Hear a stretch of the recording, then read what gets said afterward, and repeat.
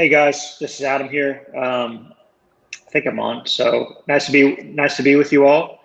I'm going to give a little presentation on the company I work for, what we do, what types of training our staff have had, and then really show you, some things that I think are interesting and you guys will enjoy. I assume most of you guys play sports and are sports fans. So that's really my passion, and that's the field we work in.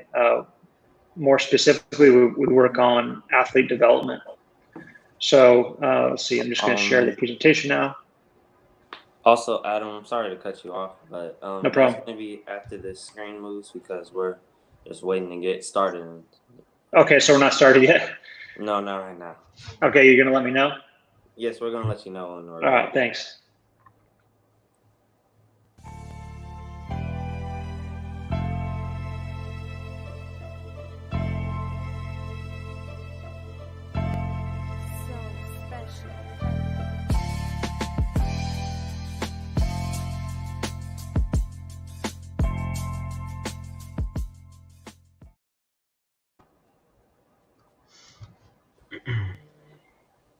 Good afternoon. My name is Barker Stribling, My name is Kyle Millette. and we are your hosts from Mamba Mentality Book Club, and we discuss Kobe Bryant's words of wisdom with different speakers each day. Today, our speakers are Adam Hewitt, the originator of P3, and Dr. Garfield, sports scientist. Don't forget, you can earn points for things like PS4 and Xbox gift cards, Chick-fil-A gift cards, and gaming headsets in the prize shop by just commenting down below. We know our bodies are machines. We need to keep them healthy and in condition. And Dr. Garf and Mr. Hewitt are here to help us. Adam Hewitt, we know you have a presentation to do, so can we get that started? Great. Hey everyone, Adam Hewitt here. Nice to be with you all. So I'm just going to present on what we do at P3 and talk about some of the training that our staff have had, show you some of the athletes we work with, and then really just show you how we apply science to building better athletes, because that's what we do. So I'll go ahead and get the presentation started. All right, let's see.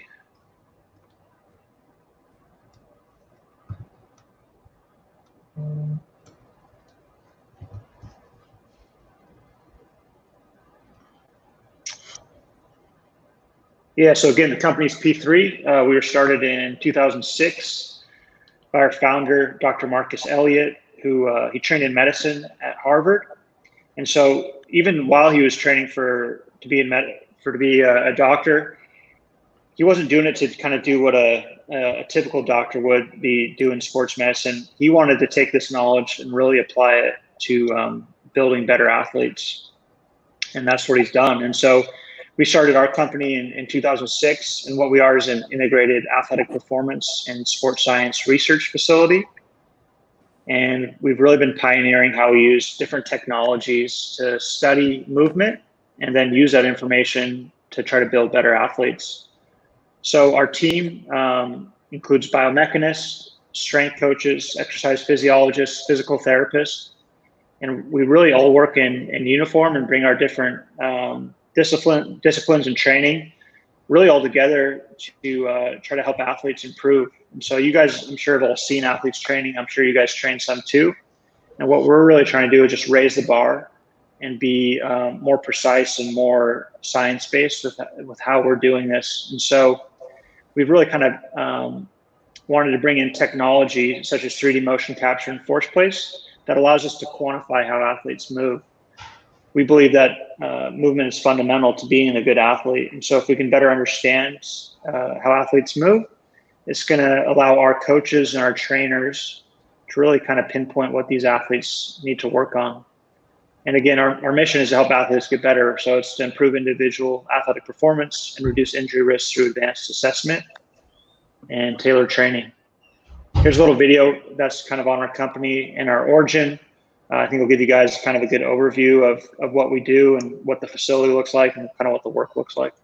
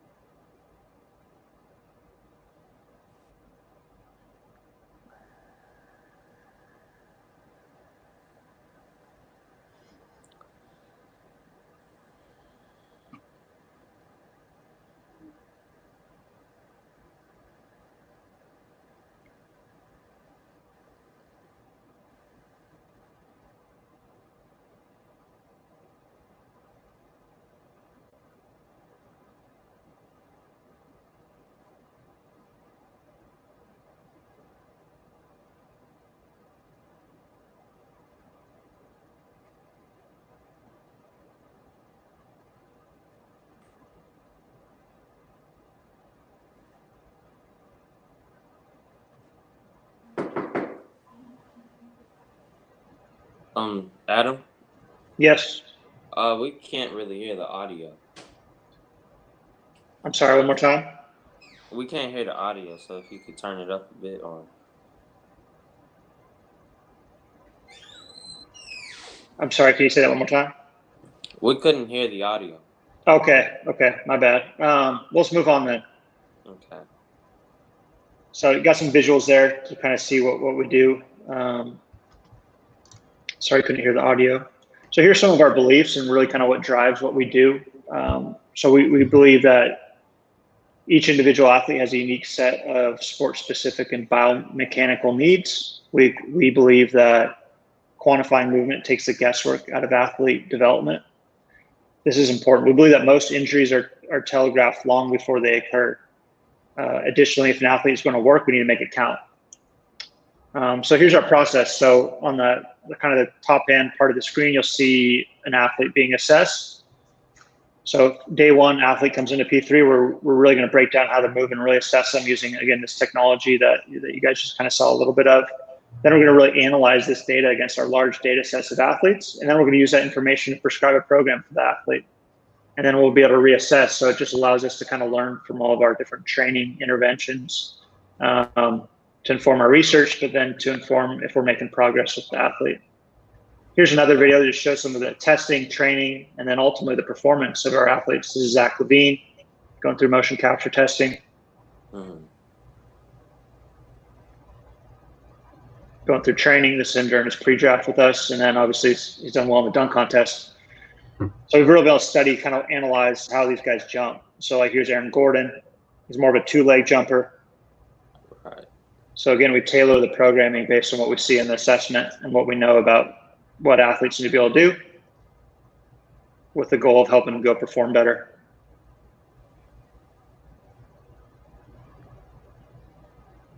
Here's Zion Williamson. Everyone's familiar with him.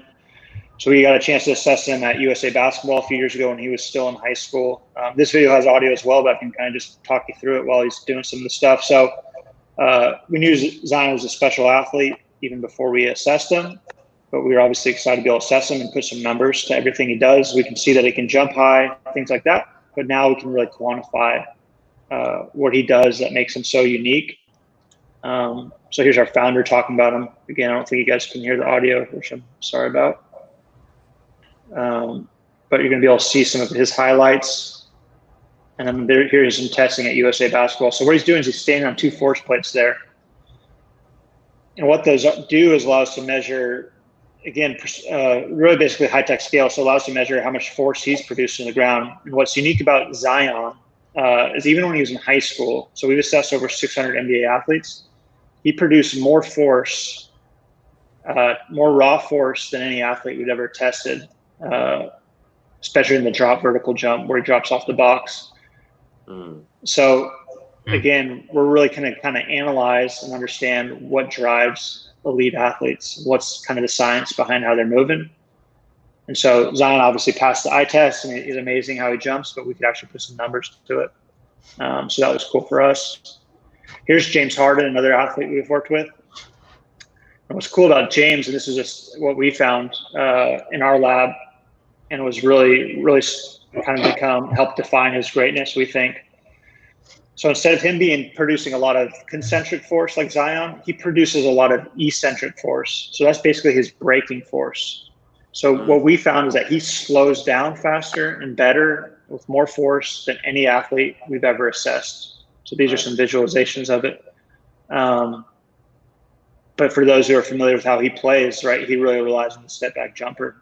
And so it's not just a skill he actually has these physical qualities that allow him to do that. And this is one thing that we've been able to uncover and that we think is really cool. And so now any new athlete we assess, we can kind of compare their numbers to James Harden, compare them to Zion Williamson. It gives us a really good understanding of what they need to work on or what tools they may have that other people don't know about.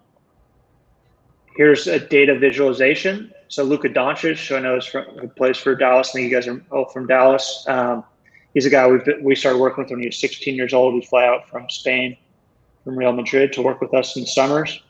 And we saw even before he was in the NBA that he actually really decelerates, very similar to James Harden. Mm-hmm. So here's a data visualization of that our analytics team put together. And so when we saw this, even though he doesn't look like the best athlete, he actually does have some really unique athletic skills. But like James, it's really about how he slows down.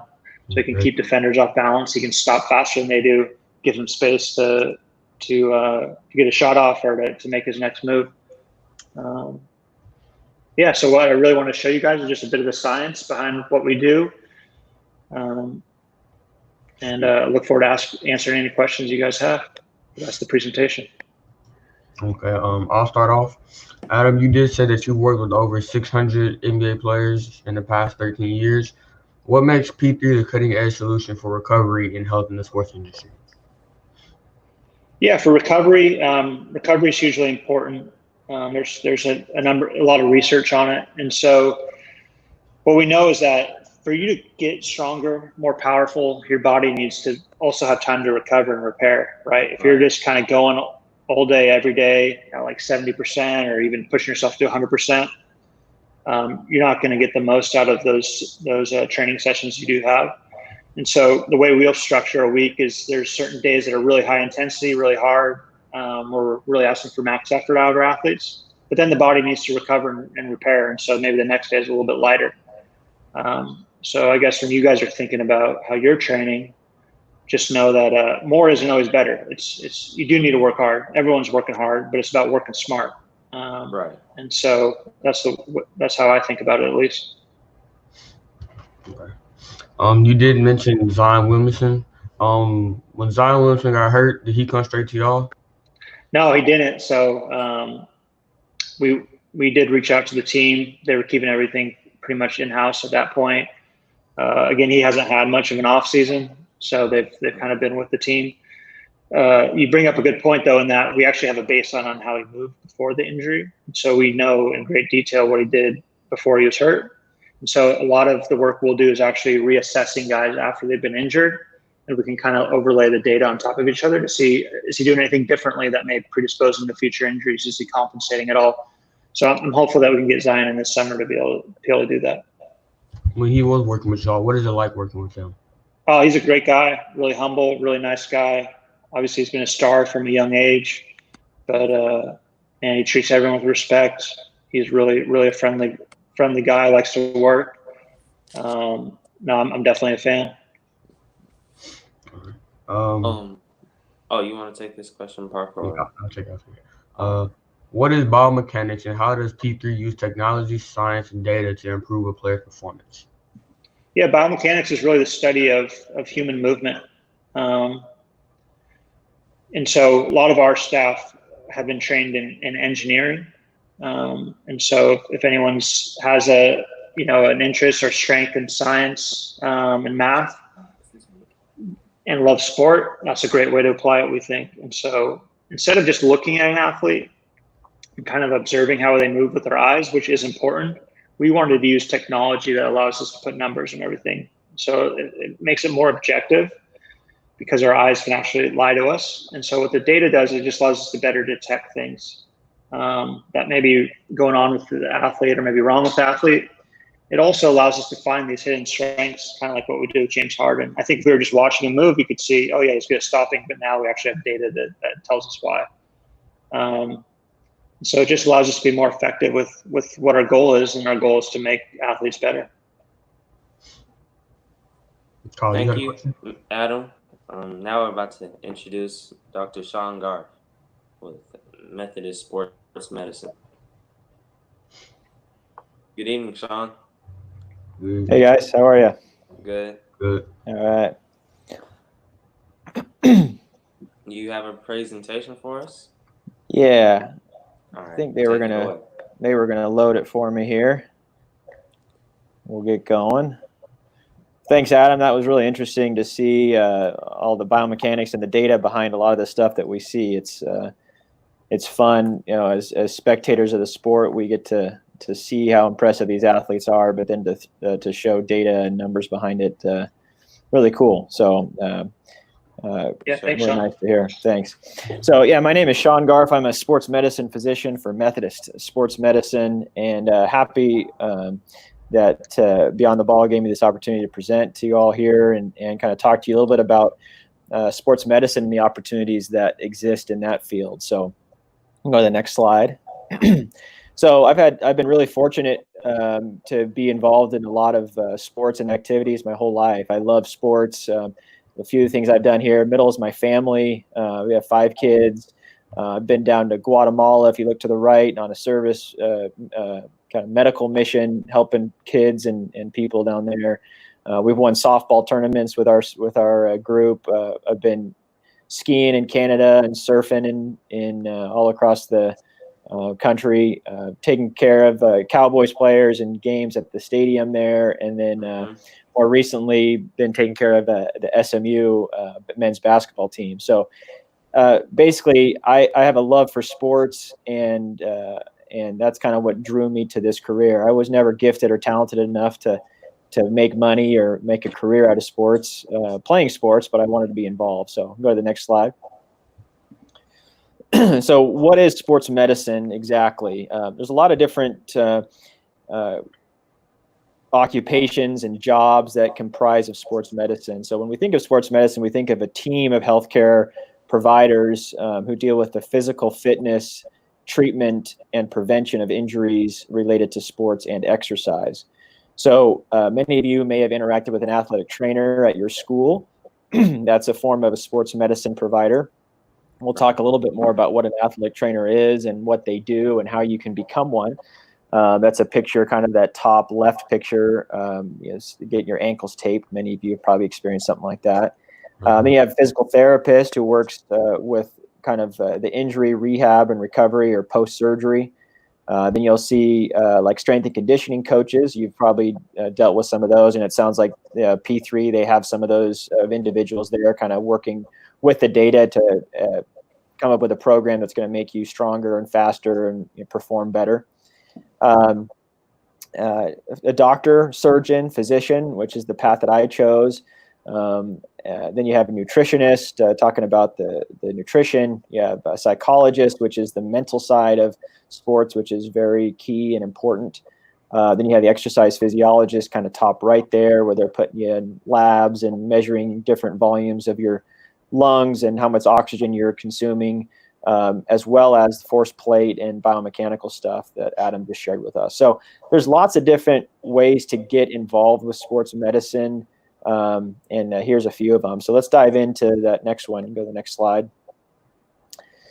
So see if we can play this video here. You all can see some real injuries. So many of you know Joel Embiid and maybe recognize that. You can play that video again. See if we can get that going again here. And we don't really need sound on these, so that should be good. But what you saw there was a dislocated finger. That was pretty apparent. For a lot of people, that kind of grosses them out, and so maybe that's not the right fit for you as a career if this thing really kind of grosses you out. Some people get really interested with this. But basically, this is something that an athletic trainer or a physician that would be covering this game. Let's see, looks like they were playing in Philadelphia at the time. So whoever the physician was covering that game may pop that back in, or maybe the athletic trainer just got it. But that would be something that a sports medicine provider would do. An acute injury like that, they would help get that fixed. And I think actually he did pretty well after this, and he missed a couple weeks, but did pretty well. Okay, it's okay if we can't play it again. You guys can see that just fine there. So we'll just go to the next slide.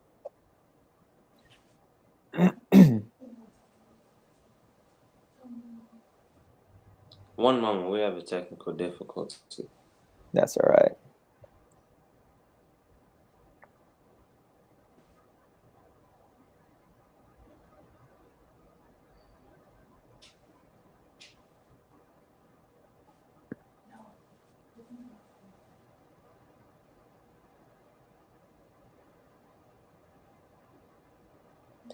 So as they're getting that up, I'll kind of start talking to you a little bit about an athletic trainer, which is going to be kind of the next, here we go here. So the athletic trainer is a certified health professional that works often with a school, like schools that you go to. You'll see athletic trainers there. They're the ones that help get you tape. They're the ones that, maybe the student trainers are there passing out water during practice or whatnot. So they're usually very front line. They're there for the injuries. They're there for injury prevention, and they're very much in need. We need athletic trainers at all levels, in the high school and club ranks, through the college ranks, and in professional ranks. And so they're very much in need, and they do a great service. To become an athletic trainer after high school, you'll go to a college or university, and you get a bachelor's degree. And previously, that's all it took. You took a bachelor's degree in athletic training and then a certification test, and you became an athletic trainer. And now, with the complexity of sport and science and medicine, they're now requiring a master's degree to become an athletic trainer. There's lots of health sciences universities that have athletic training programs, but typically to become an on-court or on-field athletic trainer or work for a high school, you're looking at a college degree plus another 1 or 2 years of a master's degree and some experience in the field. So that's kind of how you would become an athletic trainer and what they can do. But they're great. They're very hands-on. If you like that interaction and you've appreciated what your athletic trainer has done for you, that would be an interesting field. And there's good experience you can get even at a younger age of what they do, becoming a student trainer or working with the sports medicine team at your school. Okay, we can go to the next slide.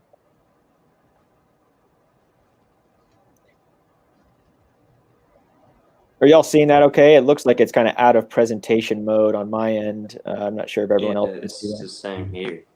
Okay. See if we can blow that up into the presentation mode, and that way it'll play the videos and things like that. Mm-hmm.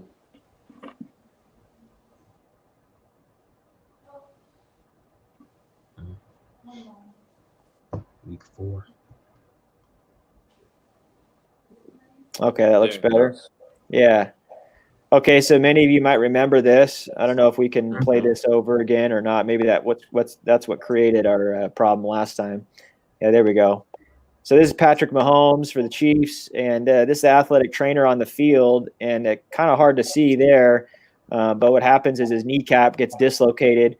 He ran for, I think it was a 4th and 1 quarterback sneak up, and kind of knee got bent and twisted a little bit and dislocated his kneecap. Right. So that's an example of a thing that an athletic trainer or sports medicine physician would be doing. They on the field assessments, and the athletic trainer was able to pop that kneecap right back in place. And I think he only missed a couple of weeks as well. So that reduction of the injury right away is crucial to the healing and recovery process. So they did a good service for Patrick Mahomes there, and obviously went on to have a pretty good season if you follow the NFL and know what happened in the end. So much to my dismay coming from San Francisco, but that's another time. All right, next slide. Okay, so let's talk about becoming a physician or a doctor or surgeon and what that's like.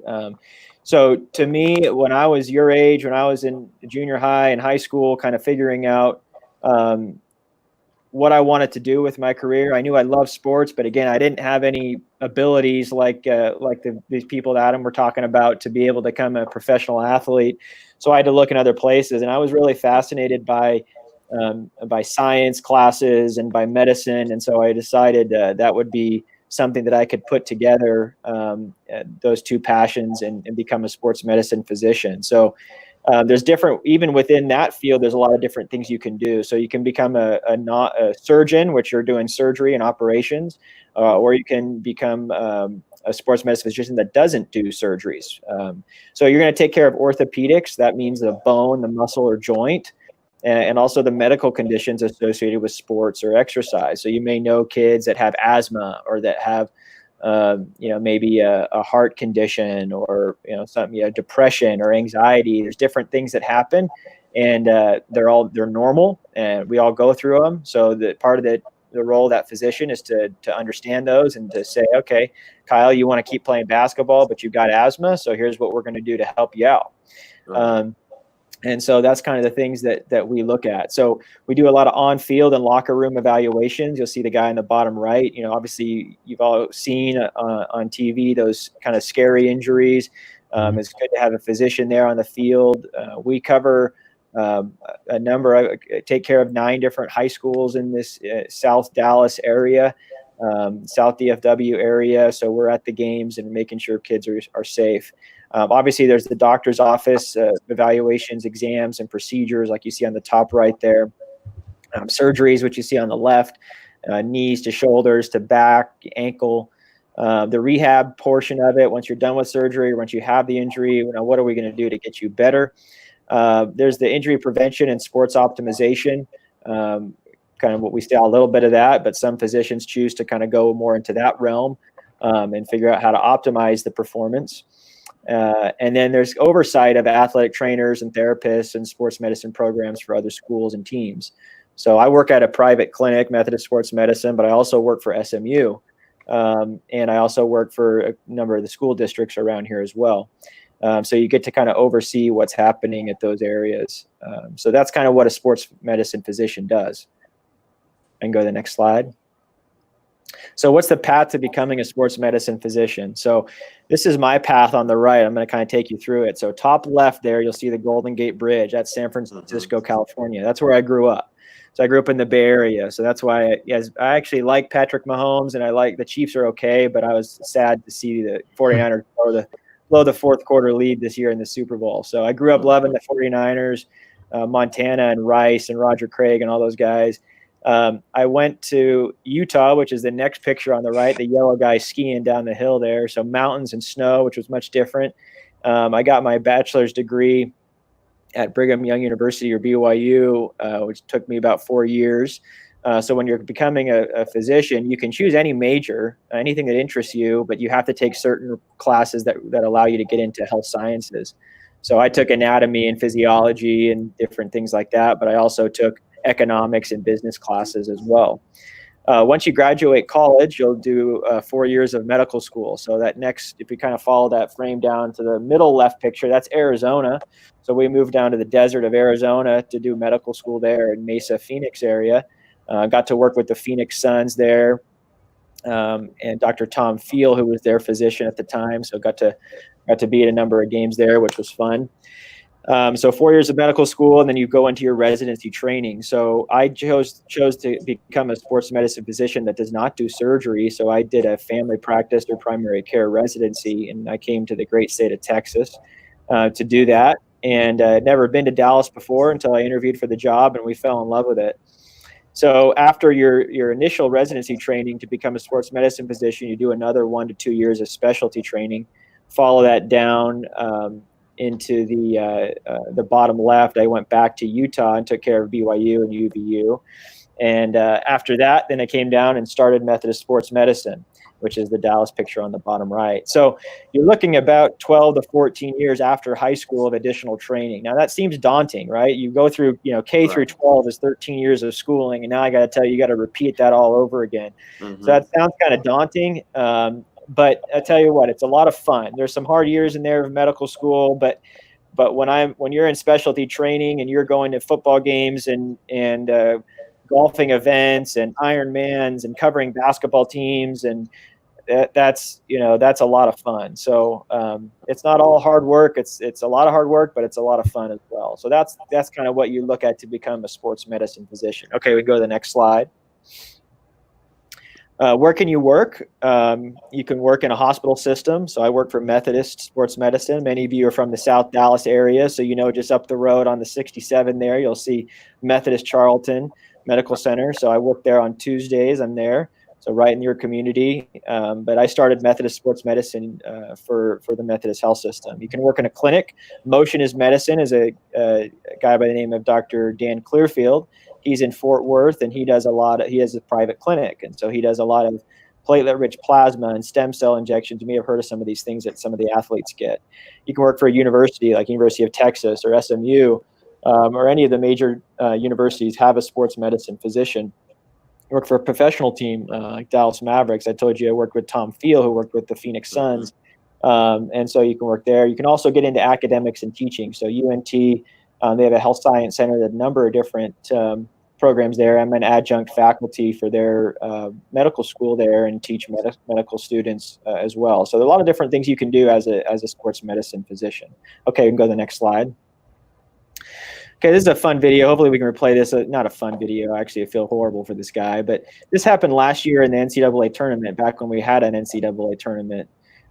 This is Auburn was on their tear here, playing a #1 seed, North Carolina. And one of their star forwards here makes a cut. And we'll play this back one more time after this. And you can see, I want you to watch his left foot when he plants and watch what happens to his knee. So we'll play it back. And right there, the knee buckles in. And he tears his ACL. Yep. And so that's a torn ACL. You've heard that term before. That's brutal. That's a 1-year recovery. We've seen guys like Derrick Rose and others, Klay Thompson, exactly, go through these things, and they're devastating. You don't want to see them. You can still come back from them, but these are things. I remember watching this live, and the commentators were thinking, "Oh, hopefully he can come back." But I knew the minute I saw that, because of the training and what I've gone through, I knew exactly what he had done. And sure enough, later on, they got the MRI, and he went in to have surgery. Auburn ended up beating North Carolina in this game, which was good for them. But they couldn't keep going without that player. So that's some of the things we look at, and we're able to see and analyze and recognize those types of injuries on the court or on the field. Okay, go to the next slide.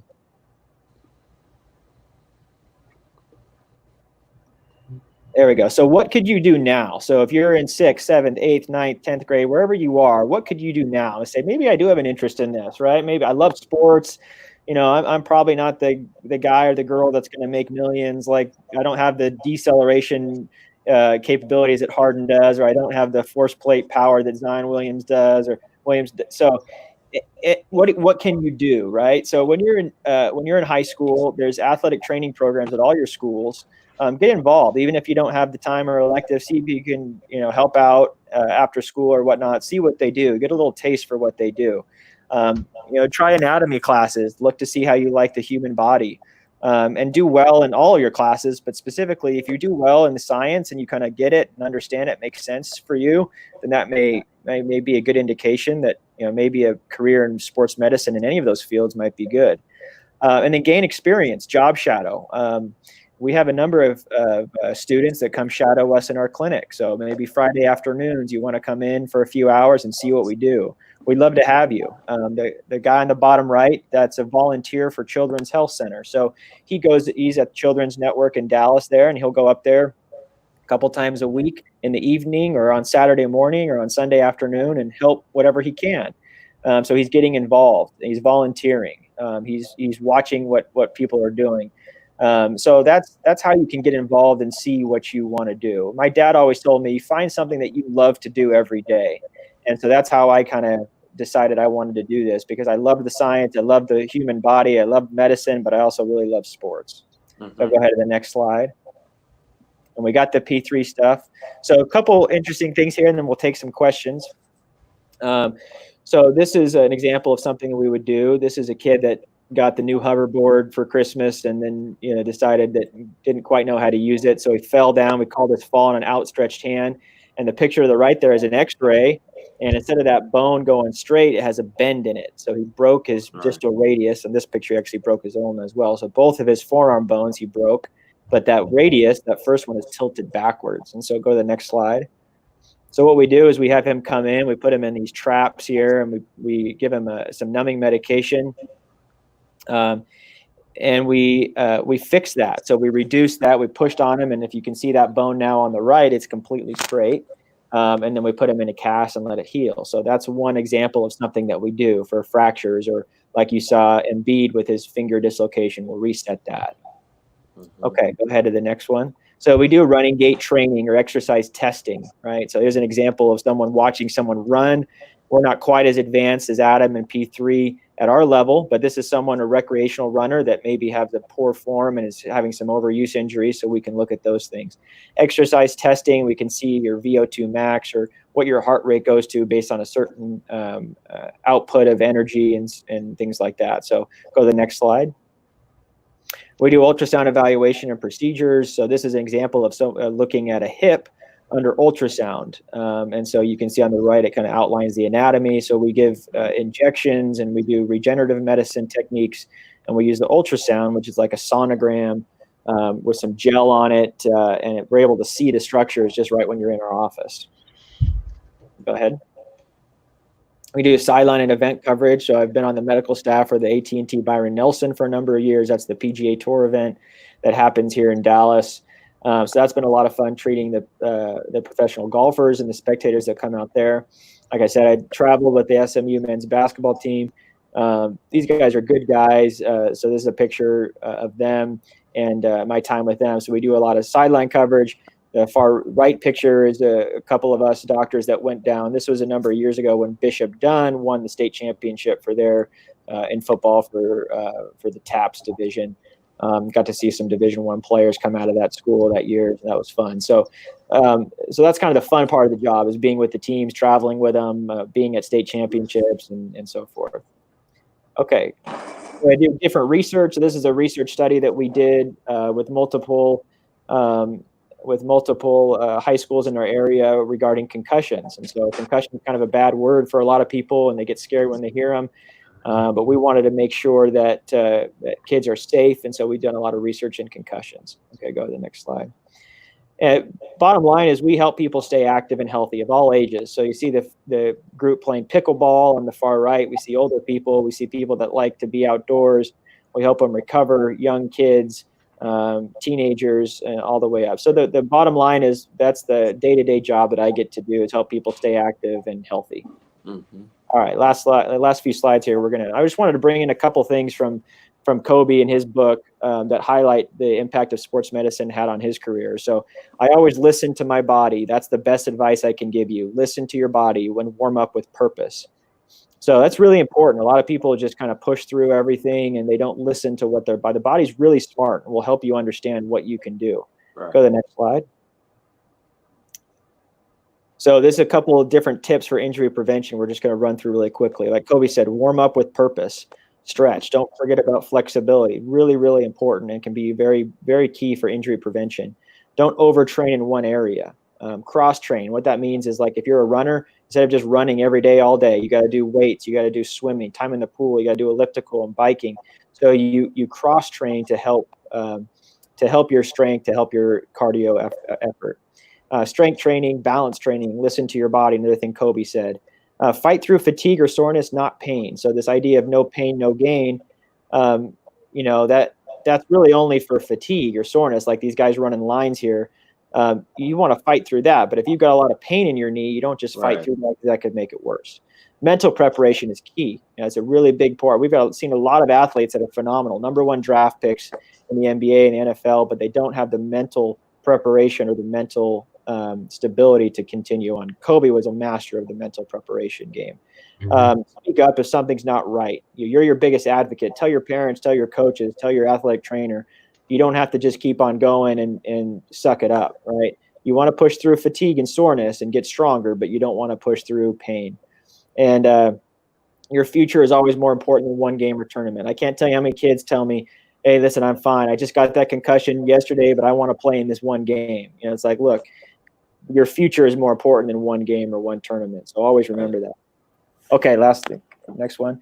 So this I thought was really interesting. If you guys remember this, Kobe got into tap dancing, and it'd be interesting to take a poll to see how many of you would be willing to go to a tap dancing class right now.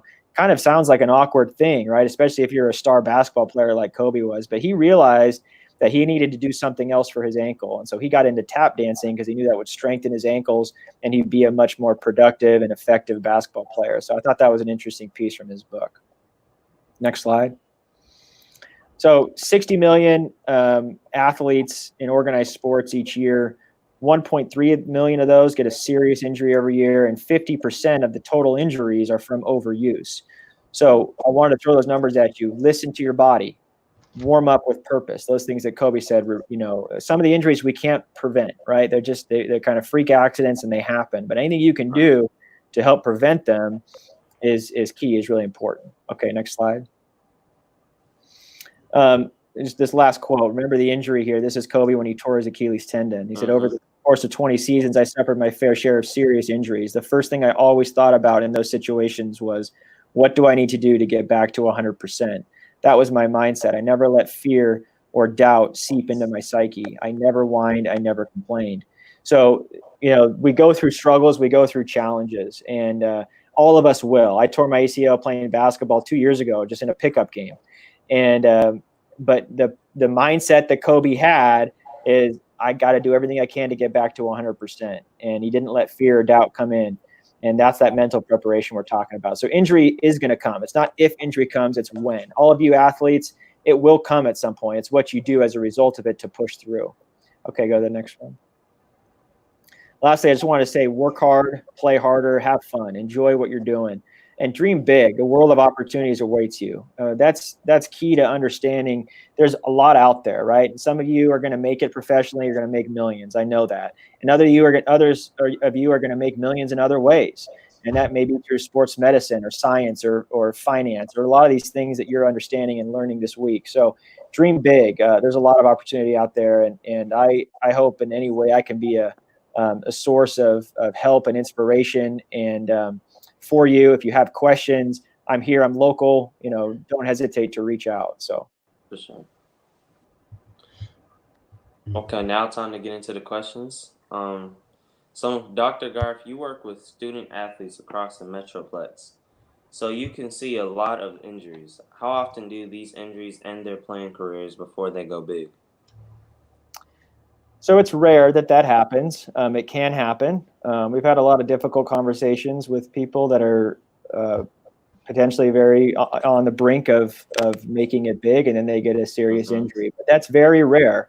With what we have nowadays for our sports medicine, our recovery, our surgery, our sports performance, and things like P3, we can get people back, right? We had last year had a semifinals, 6A football in Texas. Star quarterback goes down in the 42-0. Star quarterback goes down, torn ACL, so he misses the state championship game.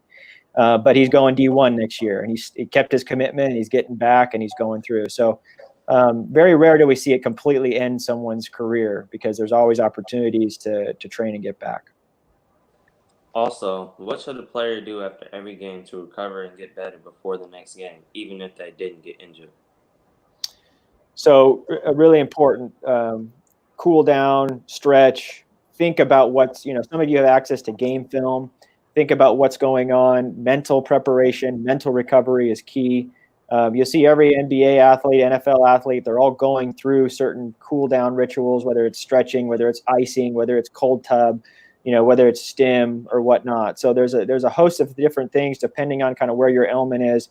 But I would say at a bare minimum, you got to mentally kind of go digest what happened in that game and or practice, and how do you improve on yourself. Kobe used to go put up shots after every game. And, so that may be something you do, but find kind of your thing that makes you tick. Okay, this question is for both Adam and Sean. What inspired you to work in the field of sports medicine and recovery? Adam, you can go first. Yeah, so I love sport, similar to Sean. Wasn't good enough to play it at a professional level. So knew that like working with people too, like being a part of a process that helps athletes get better.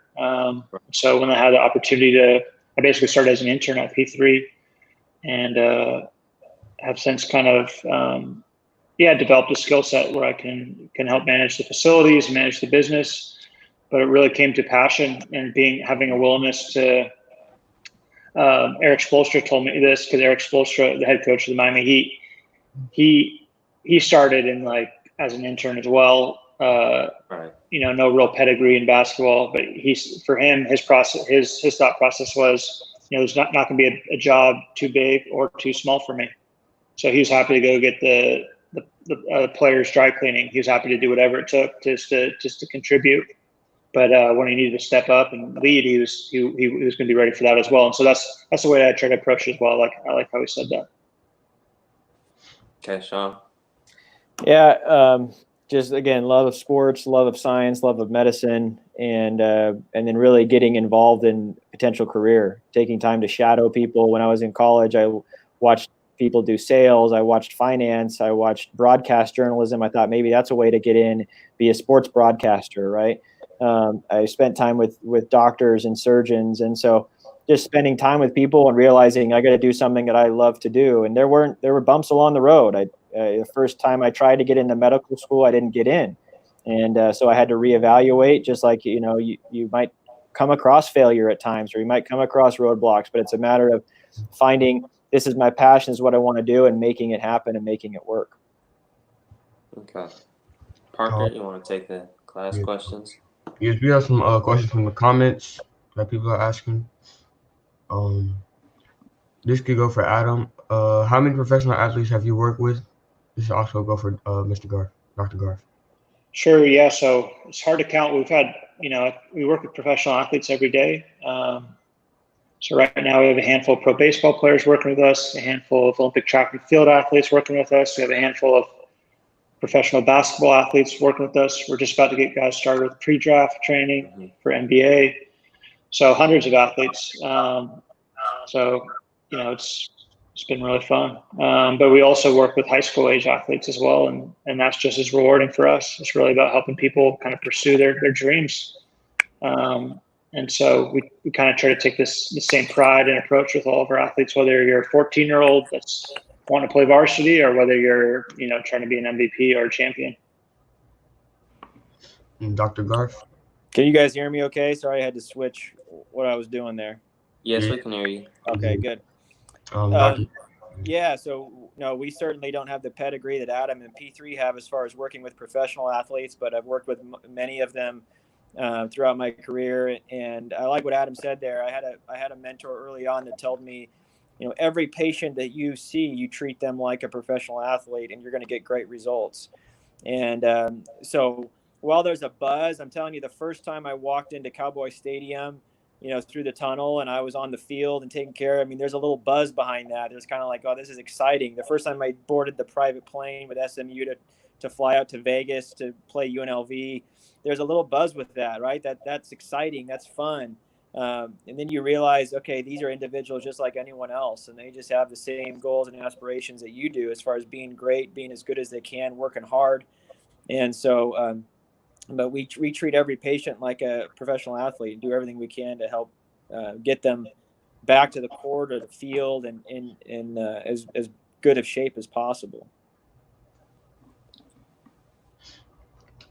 Adam, how was it training with different athletes?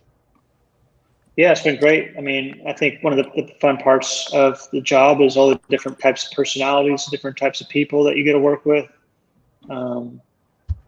And in general, in our field, is like people are in sports and like that are high level. They're doing what they love to do. So it's really fun. Carl? This is for Dr. Garth. Have you encountered someone with mental issues in sports? Absolutely, we do it every day, and this is really important for everyone here to understand that these are real issues, and it doesn't make you any less of a person, or it doesn't make you weak to have mental issues. I don't know if you've read, but there's a lot of professional athletes now that have come out and said, I've dealt with anxiety, I've dealt with depression.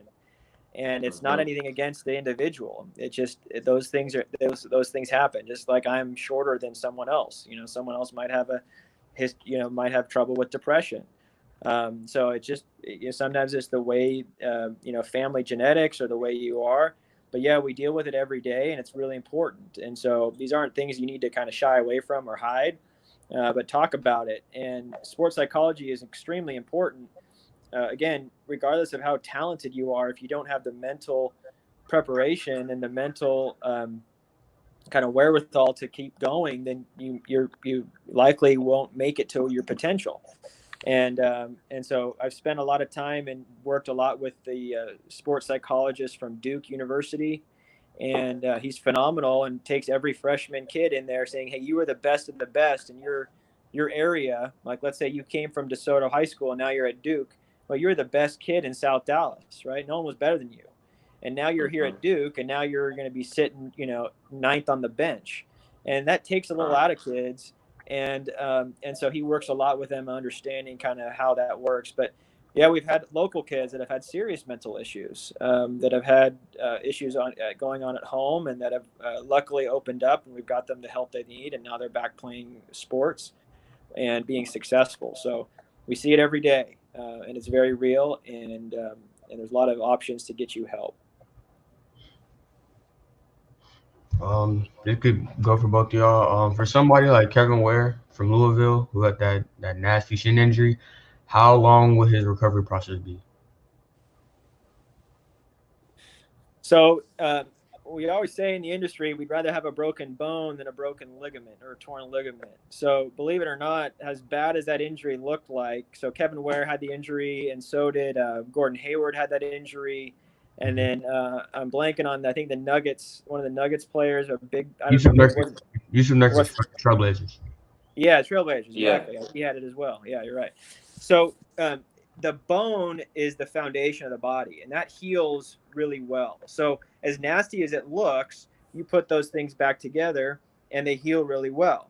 And you don't have stability issues after that. So an ACL can actually be more of a devastating injury than a fractured bone. Now, the problem is that you run into those, like with Alex Smith, the quarterback for the then Washington Redskins. He had that injury.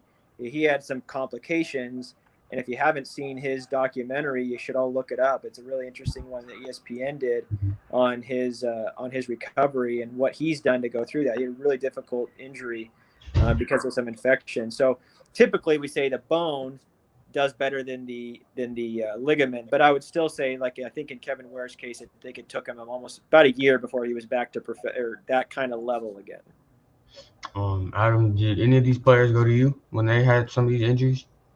No, have not seen Kevin Ware, but we've certainly had athletes come through, like we have with Gordon Hayward, that have had significant injuries, and certainly presents challenges. And it's for us to it's super helpful when we know how to move before the injury, and then after we can kind of we essentially try to use our data context to understand kind of what a healthy, robust athlete will move like. And we can kind of look at what their injury risk factors are at their current state, and that will inform our training. But Kevin's not someone that we have worked with, no. Okay. What is the worst injury you have encountered? This goes for both of you. That's a good question. I think there's differences with what people would say the worst injury would be. I've been in children's hospitals in the emergency room and see some really gruesome injuries and even death. So that would be probably what people would consider the worst injuries. But that's that as far as on the field injury, I would say we've had some open fractures. We had a lineman that took a step back and got kind of rolled up on, and his tib fib, which is your shin bone, kind of like Kevin Ware, but he broke it, but it didn't only break through, it broke through the whole skin. So his bone was sticking out on the field. And so that was pretty bad. We've had femur fractures. We've had bad concussions where people have been knocked out cold. Those are always a little scary at first when you see those. So we've had a number of on-field injuries. And so you'll certainly see those throughout your career for sure. Yeah, I think Sean's definitely seen more than we have probably. Achilles has been a challenging one for a number of athletes. It's becoming kind of more common. So that's a long rehab process, and a lot of things need to go right for them to be able to continue to perform at a high level. Okay. Let me add something on that. There's a group. There's a kid that played in South Dallas, and he played at that. I can't remember the name of it, but it's right off 67. It's a basketball gym. Anyway, he was playing, I think, AAU there or whatnot, and ended up having a sudden cardiac arrest, which means his heart stopped. And they were able to revive him, and he's still living. And I think he's going to graduate next year or whatnot. Really good kid.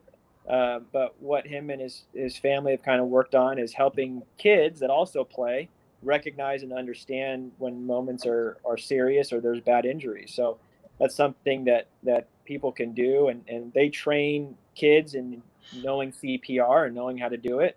And so it's an interesting idea. Is maybe you don't have a lot of interest in it, but maybe one day your teammate might go down with a serious injury, and so you could be there to help them, even if you're not a medical professional. Right. So that's an important thing to think about. Be able to recognize some of these bad things that can happen.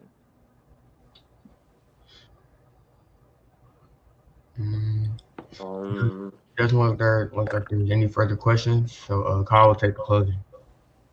All right, thank you, Sean and Adam Hewitt. Thank you for the rest of the class for commenting your questions. Oh, we have one more question. Just wait for it to go through.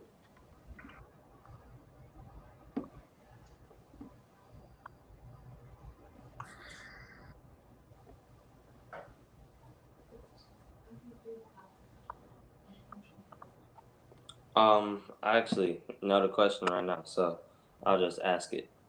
How do you feel about the controversy of brain injury in sports, including football and basketball? There's quite a bit of controversy, and if you haven't, you should watch the Will Smith movie Concussion. Mm-hmm. It's eye-opening, and it's interesting to see.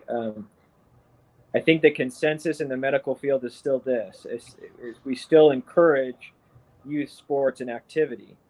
I don't believe that the risk associated with head injury in football and basketball outweighs the risk or outweighs the benefit that you get from playing those sports. So in other words, I think it's more beneficial to kids to keep on playing than to be worried their whole life that they're going to get a brain injury. Right. They're very real. And one of the biggest things that you can do is you can be an advocate for yourself and for your teammates. When I played football in high school, I got a concussion. I didn't know I had a concussion. I had a jet sweep. I took the ball. I cut up field. I got nailed by this linebacker. Didn't know. I got up and ran off the field. I sat on the sideline, and I asked my buddy, I said, when are they going to run that jet sweep play? And he said, dude, you already ran it. I said, what are you talking about? So he went and advocated for me and told my coach. I didn't have any major symptoms. I just forgot what happened. And they were able to help me. Obviously, I stopped playing, and I got assessed, and I missed the next week. So you're an advocate for yourself and for your players. You don't mask symptoms. You don't lie about symptoms just to get into that one game or one tournament. Again, you got to understand your future is more important. So I think if you approach it that way and you think about it that way, then I don't think there's a controversy. I think you play your sports, you do the best you can with preparation. Injuries will come. You're honest about your injuries. You work hard to get back into where you need to be. And so that's my thought on that. Now we're doing a lot of studies. We do a service for all the former NFL players in looking at their brains now via imaging, functional MRI, and so forth. And so some of the problem is before we could only know that they had CTE after they were dead. Now, that's not acceptable for us. So we want to know earlier. We want to know what we can do to help someone earlier. So there's a lot of research, a lot of money, a lot of effort going into this now. But I think for youth players, it's still worth your while to play sports. You still got to be involved with your team. It's good for your body. It's good for your health. It's good for your development. So we still encourage that. And we just tell you to be an advocate for yourself. Don't lie through injury just to get it back on the field, because it's not as important as your future. Okay, Adam. Would you agree? Yeah, it's really well said by Sean, and he's certainly more qualified to answer that question than I am. So I think that was great advice. All right. Well, I think that's all the questions. Thank you guys for coming out. Thanks for having us, guys. Great job. Thanks, guys. Thank you. Have a nice day.